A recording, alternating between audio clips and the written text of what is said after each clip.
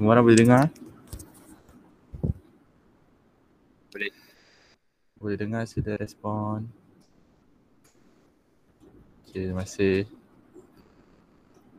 Saya mulakan. Bismillahirrahmanirrahim. Melati kuntup, tumbuh melata.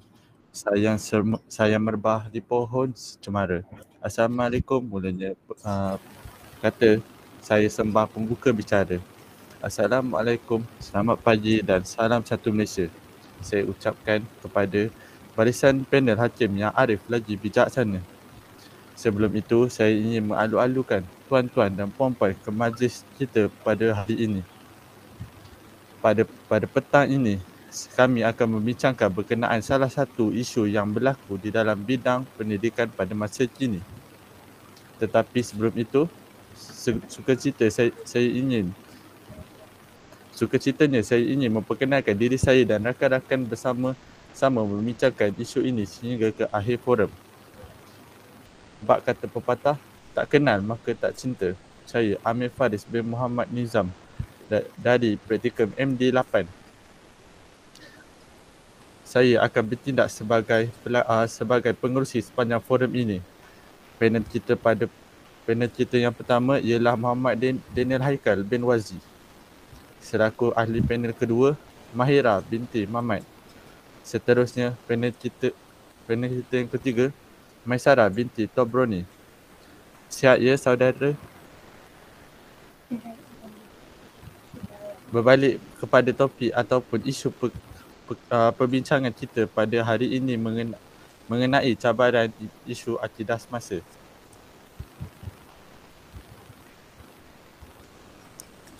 Hadirin sekalian, marilah kita mengenali terlebih dahulu apa yang dimaksudkan dengan akidah.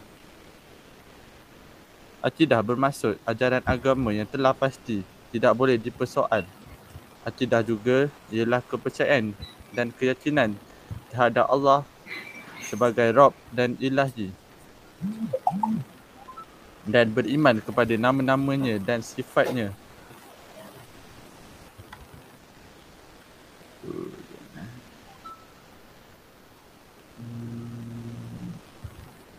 Seterusnya kita seharusnya patuh dan taat kepada segala ajaran dan petunjuk yang telah diberi dan diturunkan oleh Allah. Manakala kepentingan akidah kepada umat Islam adalah sebagai pendorong agar melakukan perkara yang baik di sisi Allah yang Esa. Umat Islam yang tidak takut terhadap balasan Tuhan akan dimasukkan ke dalam neraka. Amalan yang dilakukan bukan kerana Allah tidak akan menerima pahala tersebut, dan ianya menjadi sia-sia belaka. Melalui kajian-kajian di internet, jelaslah bahawa kita haruslah mendalami konsep akidah Islam supaya dapat mengelakkan diri dari terjerumus kepada perkara-perkara yang menyebabkan kita dilaknat oleh Allah Subhanallah Ta'ala. Kita boleh mengambil iktibar dari kisah-kisah yang pernah berlaku pada zaman Nabi berkaitan dengan keteguhan akidah para sahabat. Hadirin sekalian, dalam agama Islam, akidah itu merupakan satu perkara yang telah ditetap, malah wajib kita berpegang terhadapnya, disertakan dengan kepercayaan dan keyakinan yang kukuh tanpa sebarang syak. Timbulnya syak merupakan satu keraguan, dan itu bukanlah satu akidah. Selain itu, cara kita berpegang kepada sumber-sumber agama yang asli menjamin ketulinan agama dipelihara dan segi prinsipnya, dan di samping itu membenarkan cabang agama berkembang untuk menangani cabaran semasa, kerana asas pelaksanaan agama adalah bermula dari ihtijaj, diikuti iktibar dan diakhiri dengan takhlid.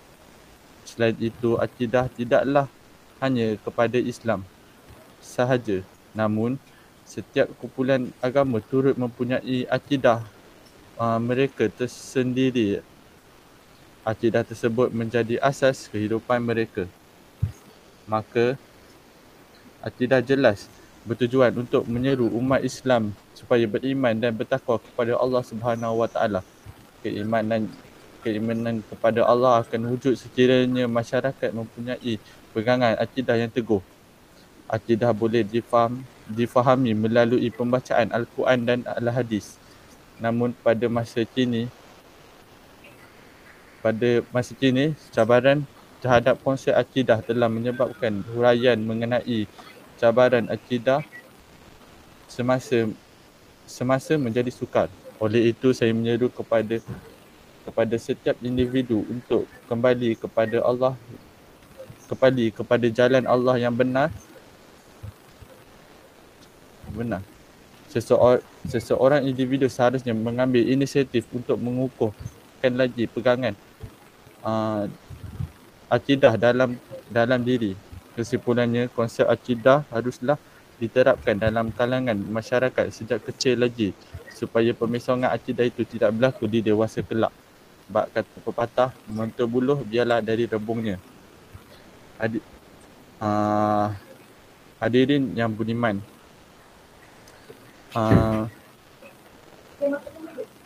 persoalannya, apakah ciri-ciri akidah yang benar yang dapat dihuraikan?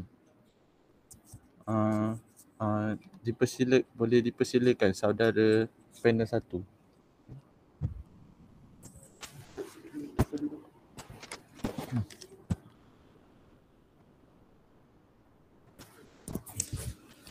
Terima kasih saya ucapkan kepada saudara moderator yang saya hormati, ahli panel dan seluruh hadirin dan hadirat yang dirahmati Allah sekalian.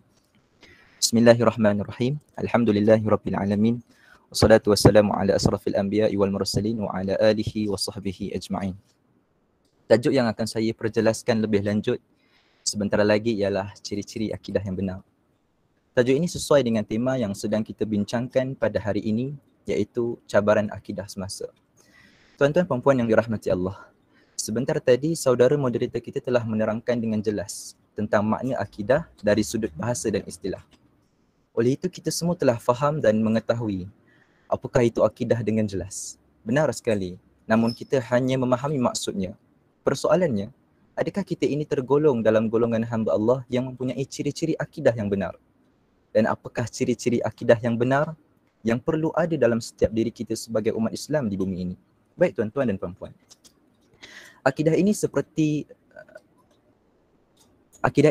yang dikatakan oleh saudara moderator, merupakan kepercayaan dan keyakinan kita terhadap Allah Subhanahu Wa Taala sebagai Rabb dan beriman dengan nama-namanya. Segala sifatnya, sama ada baik atau buruk, semuanya datang daripada Allah Jalla Jalaluhu. Namun tuan-tuan dan puan-puan, kita tidak boleh sekadar tahu maknanya.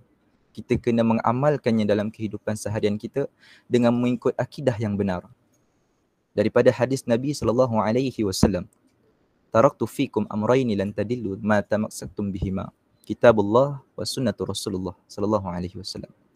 Yang bermaksud, aku tinggalkan kamu dua perkara, jika kamu mengikutinya, kamu tidak akan sesat selama-lamanya, yakni Al-Quran dan sunnah Rasulullah. Maka sebagai umat Islam, pegangan utama untuk ciri akidah yang benar ialah Al-Quran dan Al-Sunnah Rasulullah SAW. Tuan-tuan dan puan yang dirahmati Allah, apabila kita bicara tentang Al-Quran, Al-Quran ini mempunyai tujuan sendiri. Diturunkan Allah kepada Nabi Muhammad sebagai mukjizat yang terbesar dan tidak ada pada Nabi-Nabi lain, kerana digunakan sehingga masa kini, sehingga hari kiamat berlaku. Sebagai contoh, Al-Quran ini dapat dikatakan bahawa tujuan penurunannya ialah menjadi petunjuk untuk mendekatkan diri kita kepada Allah. Al-Quran ini juga membentuk pribadi kita sebagai umat Islam yang dikatakan sebagai khairu ummati atau sebaik-baik umat. Selain itu, Al-Quran juga diturunkan untuk membimbing dan memandu manusia lantas dapat membentuk masyarakat Islam. Tuan-tuan dan puan-puan, jika tuan-tuan dan puan-puan memahami maksud Al-Quran yang sebenar, kita semua akan mempunyai kehidupan yang tenang dan teratur berlandaskan syariat Islam. Kita akan mempunyai pegangan akidah yang kuat dalam kehidupan kita. Al-Quran telah menceritakan banyak perkara seperti kisah-kisah kaum terdahulu, arahan Allah untuk menghormati dan membantu ibu bapa, larangan berzina, judi, rasuah, minum khamar dan lain-lain. Oleh itu, hadirin dan hadirat yang dirahmati Allah, pentingnya untuk kita baca dan faham makna Al-Quran. Kalau kita kata hidup kita di dunia ini kosong, tiada tujuan, tiada pegangan, tiada akidah, ketahuilah bahawa kita telah menzalimi diri kita sendiri. Kerana Allah telah membimbing kita dengan menurunkan Al-Quran, tapi kita yang rosakkan hidup kita dan hidup tanpa berpegang dengan Al-Quran. Akidah kita juga akan menjadi lemah dan mula berakhlak buruk. Sekian sahaja.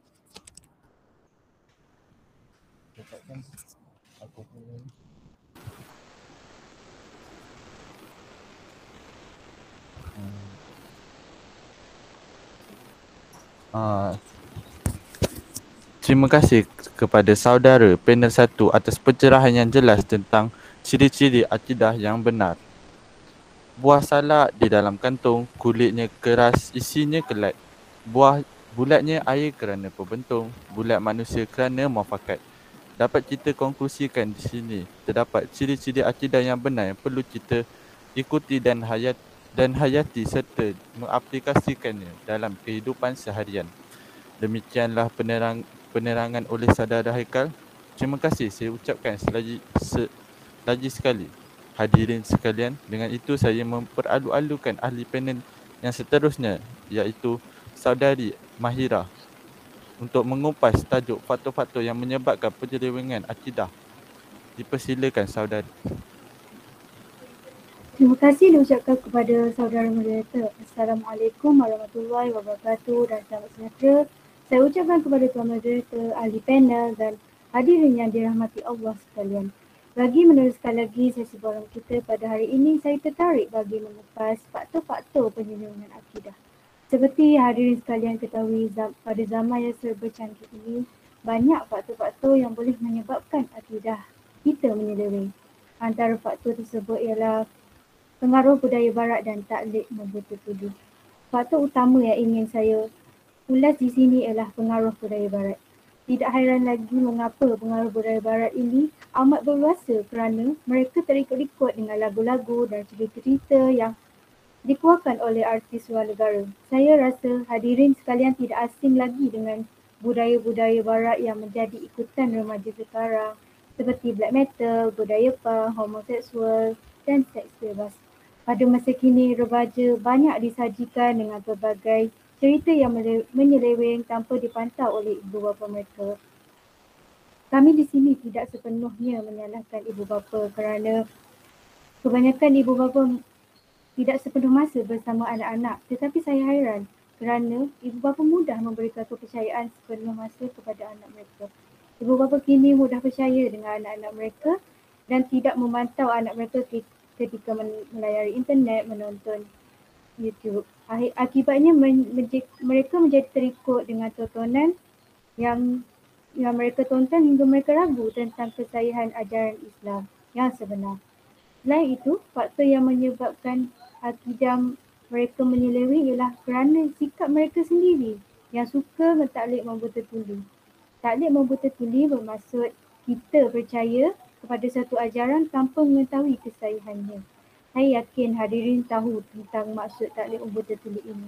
Remaja pada masa kini banyak mengikuti suatu artikel tanpa mengikuti landasan dalil dalam pemasaran akidah dan tidak bertanya kepada ulama tentang pendapat yang betul.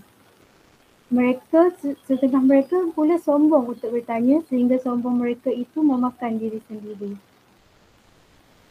Seperti yang kita ketahui di Malaysia, banyak ajaran sesat yang dibawa oleh orang-orang biasa yang tidak malu mengaku dirinya lebih berkuasa seperti ajaran sesat Ayah Hafid, Tuan Harun dan sebagainya. Saya yakin anda pernah mendengar kata-kata yang diucapkan oleh Ayah Hafid yang mengatakan dirinya pernah ke langit. Saya berasa heran kerana terdapat segelintir masyarakat percaya dengan kenyataan tersebut. Saya berpendapat bahawa mungkin mereka mempunyai iman yang lemah sehingga mereka terberdaya dengan ajaran tersebut. Sebagai menggulung segala yang telah diberkatakan, terbuktilah bahawa terdapat banyak faktor yang menyebabkan penyelewengan akidah. Antara sebab berlaku faktor tersebut ialah kerana kecanggihan teknologi pada zaman yang sebercanggih ini, kelalaian ibu bapa yang tidak memantau akan tingkah laku anak-anak serta kurangnya ajaran Islam yang diterapkan dalam diri anak-anak. Tetapi saya di sini ingin menegaskan yang saya tidak sepenuhnya menyalahkan ibu bapa mereka kerana itu juga bergantung kepada diri kita sendiri. Itu sahaja daripada saya panel 2. Saya serahkan kembali kepada Tuan Moderator.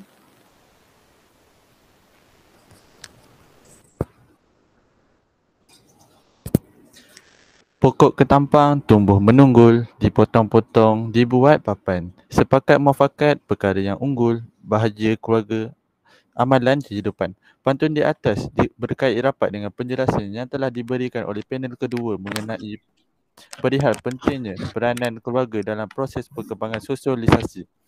Keluarga merupakan titik permulaan di mana awalnya pembelajaran tentang agama Islam yang diterapkan di dalam diri anak-anak.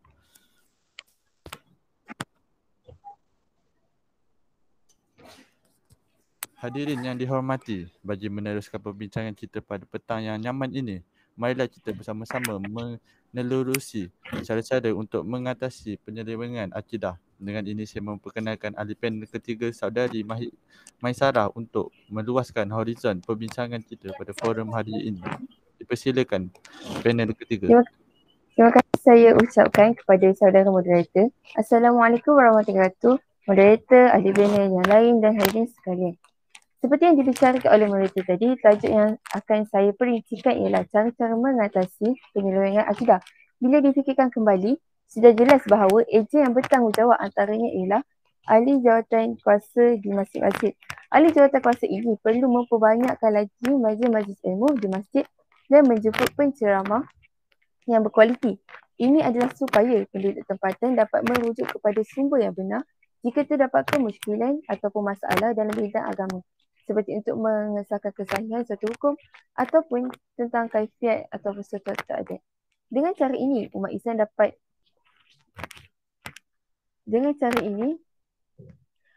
Islam dapat merujuk kepada sumber yang benar jika terdapat kemusykilan ataupun masalah dalam bidang agama. Dan itu seperti yang kita tahu, budaya barat memberikan impak dan pengaruh yang kuat kepada dunia. Dengan itu, mereka telah menggunakan kelebihan ini untuk memanipulasi ajaran Islam supaya umat Islam lebih sesat. Oleh itu, kita sebagai umat Islam janganlah mudah terpercaya dengan perkara yang disebarkan oleh orang luar. Kita perlulah menyiasat dengan terperinci tentang apa yang kita lihat atau dengar. Ini adalah supaya kita tidak terpengaruh dengan akidah atau ajaran yang salah. Dari perspektif yang lain, terdapat juga umat Islam yang berminat untuk mendalami agama Islam. Akan tetapi mereka mempelajarinya dari sumber yang salah. Ini membuatkan mereka memahami agama Islam dengan cara yang salah dan akan membuatkan mereka terpesan dari agama. Seperti contoh, mereka mengikuti kepercayaan ayat Pin yang mengatakan dia mempunyai hubungan rapat dengan syurga seperti yang dikatakan oleh panel kedua. Ini merupakan kepercayaan yang sangat terpesan dan salah dari agama. Oleh itu, kita perlulah mencari sumber yang sahih untuk mempelajari agama supaya kita tidak mengikuti ajaran yang salah. Seterusnya, kebanyakan umat Islam mengetahui tentang hukum yang tertulis dalam Al-Quran. Akan tetapi, mereka masih mengingkari dan melakukan dosa. Bukan itu saja, mereka juga memandang ringan tentang hukuman yang dikatakan dalam Al-Quran. Sebagai contoh, ayat la taqrabu zina berkaitan dengan larangan mendekati zina. Ayat ini juga diketahui oleh semua umat Islam. Namun, jika kita lihat ramai anak muda yang tidak peduli tentang ayat tersebut. Sebagai contoh, lelaki dan perempuan tidak menjaga batas ketika bergaul. Bermula dari sini jugalah masalah sosial berluasa di negara kita. Ini menyebabkan remaja sepatutnya menjadi penyebar agama pada masa hadapan dibelenggu dosa. Oleh itu, kita sebagai umat Islam perlulah memahami sepenuhnya dan mendalami hukum yang terkandung dalam Al-Quran. Bukanlah sekadar membacanya tanpa memahaminya. Sekian daripada saya kembalikan kepada Tuan Moderator.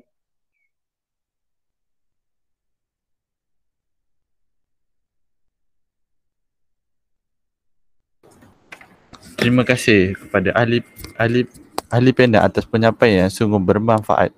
Jelaslah bahawa di sini pemesongan akidah adalah sangat bahaya pada masa kini. Baiklah hadirin yang dikasihi sekalian, saya ingin menanyakan kepada ahli panel lain, adakah korang mahu menambah isi-isi atau pendapat masing-masing?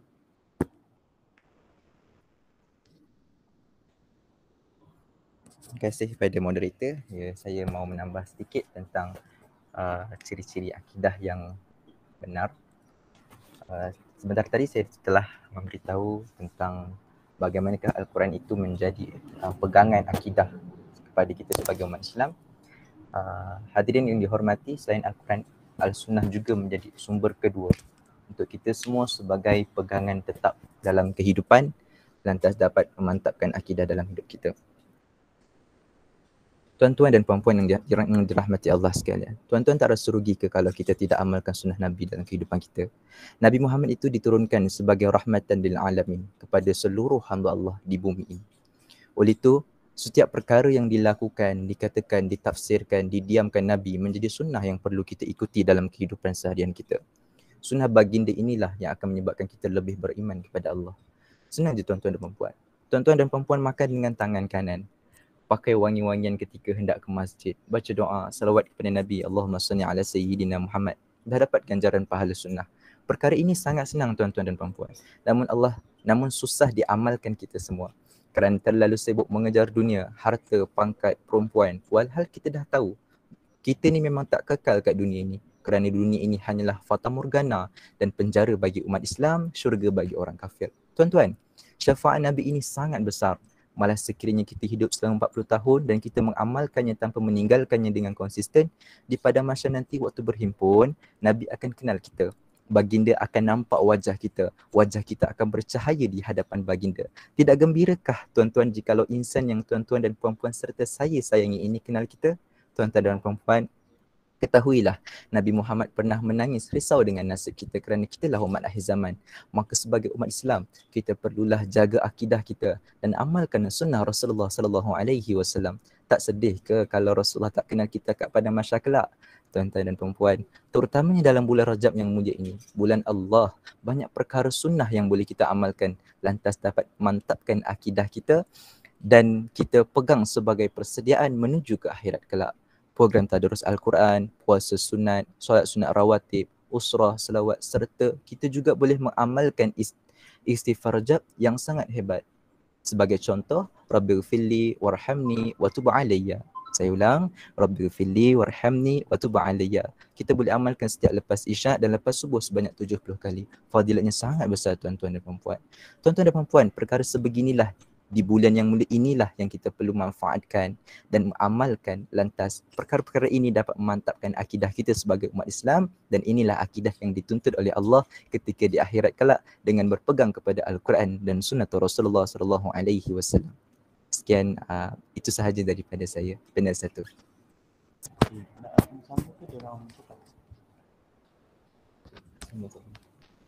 Cakap sendiri.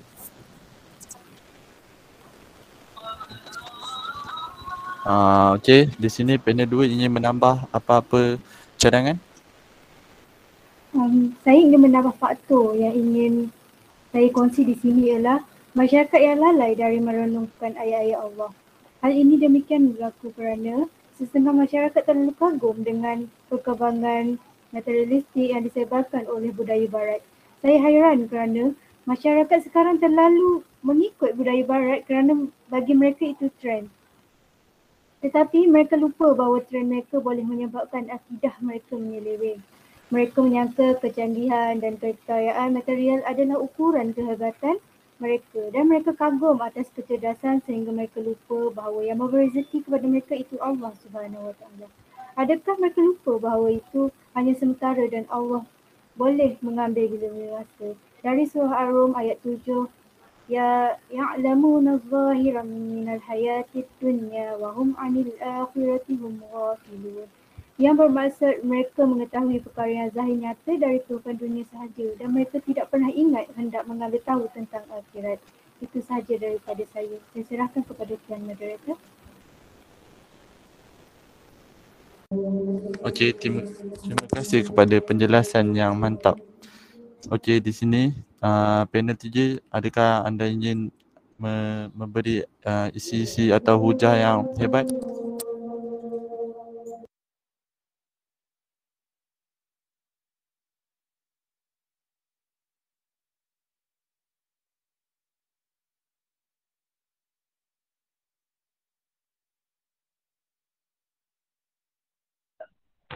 Okay, saya ingin menambah lagi tentang cara-cara mengatasi penyelewengan akidah. Hari ini ada dari kacamata yang lain. Seperti yang kita tahu, ibu bapa memainkan peranan yang sangat penting dalam membentuk seorang individu muslim yang bakal memimpin agama Islam pada masa depan.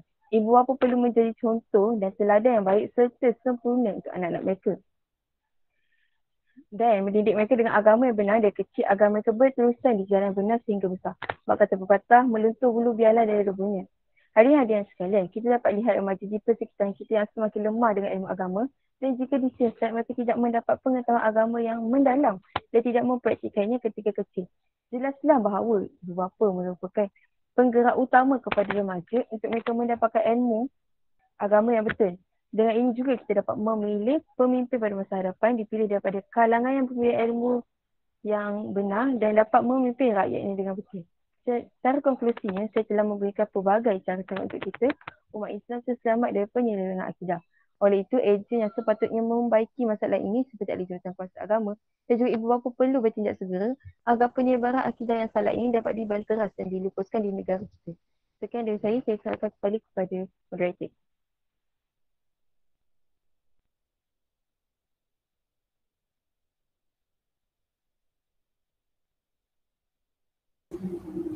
Terima kasih kepada ahli panel atas penyampaian yang sangat bermanfaat. Sungguh indah pintu pelipahat, burung puyuh di atas dahan. Jika hidup hendak berkat, taat selalu perintah Tuhan. Oleh itu, dapat kita simpulkan di sini bahawa agama merupakan pedoman hidup bagi setiap individu serta menjadi medium untuk mencorakkan perkembangan sosialisasi. Sudah terang lagi bersuruh, agama merupakan tiang kehidupan yang menuntun manusia ke jalan yang benar. Baiklah hadirin yang dikasihi sekalian, di sini kami membuka soal jawab kepada penonton. Ada yang ingin menunjukkan soalan?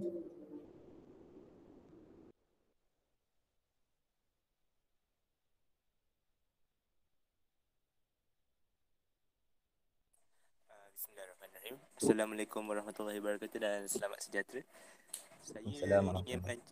Saya ingin mengajukan soalan kepada panel 1, saudara Daniel. Sebagai seorang pelajar, bagaimana saya boleh mengamalkan sunnah Nabi ketika belajar dan memantapkan akidah saya sepanjang tempoh saya belajar tersebut? Sekian.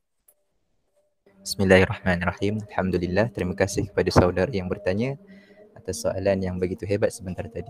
Bagaimanakah saudara boleh mengamalkan sunnah Nabi ketika belajar dan memantapkan lagi akidah saudara? Hadirin dan hadirat yang dirahmati Allah sekalian, sunnah Nabi ni kalau kita ikut dalam setiap perkara, pastinya kita akan berjaya.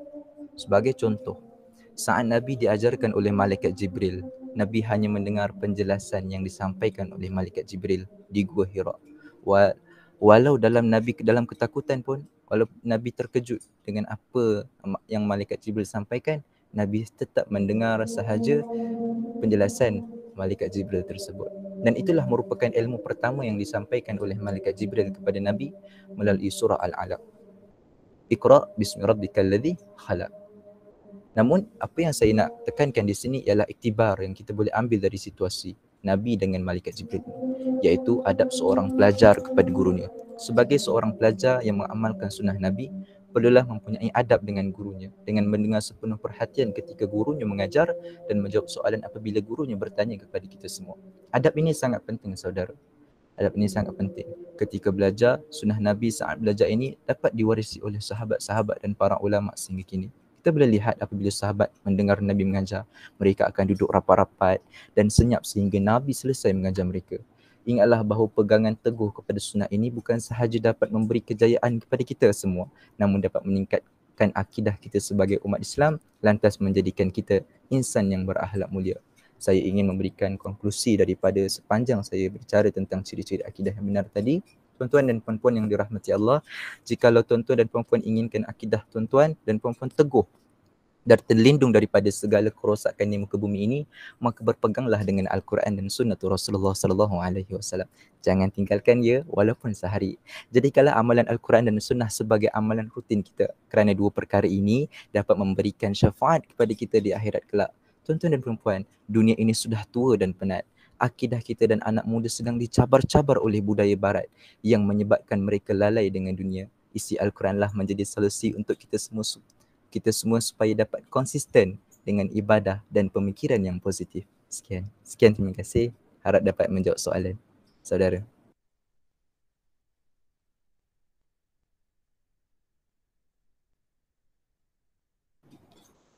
Okay, terima kasih atas penjelasan yang bermanfaat tadi.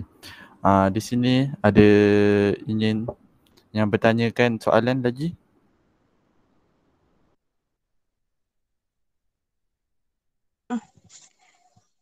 Boleh saya bertanya kepada panel ketiga? Apakah pendapat anda tentang usaha yang sepatutnya dilakukan oleh Jabatan Agama Islam di Malaysia dalam mengatasi masalah penyelewengan akidah ini? Terima kasih. Terima kasih kepada saudara yang bertanya. Antara usaha yang dilakukan oleh Jabatan Agama ialah mereka telah mengeluarkan fatwa tentang fahaman liberalism adalah fahaman yang sesat dan menyeleweng daripada ajaran Islam. Bagi menyebabkan lagi tentang fatwa ini, Jabatan Agama telah melaksanakan program penerangan secara berterusan kepada pelajar sekolah, kaki tangan dan juga orang awam. Mereka telah melaksanakan pelbagai seminar, sesi penjelasan dan pemantauan bagi memastikan fahaman liberalism ini dapat ditangani. Bagi pendapat saya, majlis-majlis agama seperti MAIS perlu menguatkan kuasa undang-undang yang tersedia ada. Sebagai contoh, giat melakukan pemantauan di masjid-masjid yang mengadakan majlis-majlis ini. Namun perkara yang perlu diutamakan bukanlah hukuman kepada pesalah, tetapi yang lebih mustahak ialah supaya umat Islam tidak terpengaruh dan dipengaruhi oleh ajaran sesat tersebut dan mereka yang telah terlibat akan bertaubat. Oleh sebab itu, para pegawai penguatkuasa agama dan pegawai pejabat agama yang lain seharusnya berusaha di dalam tindakan mereka untuk memberi peluang kepada pengikut ajaran sesat ini untuk menyedari kesilapan dan bertaubat. Itu saja daripada saya.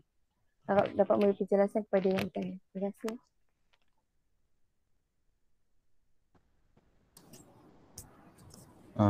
Okey, terima kasih di atas penjelasan tadi. Ada yang ingin bertanyakan soalan lagi? Saya ingin bertanya kepada panel kedua tentang bagaimana pula ajaran nenek moyang boleh dikaitkan dengan penyelewengan akidah. Terima kasih saudari kerana mengajukan soalan itu kepada saya. Pada pendapat saya, faktor berkaitan dengan masyarakat yang terlalu taksub dengan ajaran nenek moyang ialah mereka tetap mempertahankan kepercayaan nenek moyang mereka meskipun hal itu termasuk kebatilan dan bertentangan dengan ajaran Islam. Hal ini menyebabkan mereka lupa dengan ajaran yang sebenar disampaikan dalam Al-Quran dan As-Sunnah. Hal ini juga boleh menyebabkan masyarakat tidak bersatu kerana mereka mengikuti ajaran yang disampaikan oleh nenek moyang mereka masing-masing sehingga mereka bergaduh bagi mempertahankan ajaran masing-masing. Selain itu, banyak juga di antara masyarakat yang memelihara saka yang diturunkan oleh nenek moyang mereka. Masyarakat dahulu banyak memelihara saka untuk melindungi diri mereka dan tidak mempercayai kepada perlindungan Allah Subhanahu Wa Taala. Oleh yang demikian menyebabkan anak cucu mereka mengikuti ajaran tersebut sehingga mereka lupa bahawa mereka memiliki Allah untuk mereka meminta pertolongan dan perlindungan. Itu saja daripada saya yang menjawab soalan saudari tadi.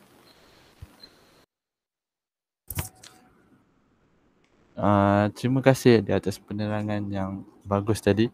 Baiklah hadirin yang dikasihi sekalian. Di sini saja perbincangan forum kita pada hari ini. Terima kasih kerana sudi mendengar forum kita pada hari ini. Saya menutup forum ini dengan satu pantun. Kalau ada sumur di ladang, boleh kamu menumpang mandi. Kalau ada umur yang panjang, boleh kita berjumpa lagi. Terima kasih kepada semua ahli panel.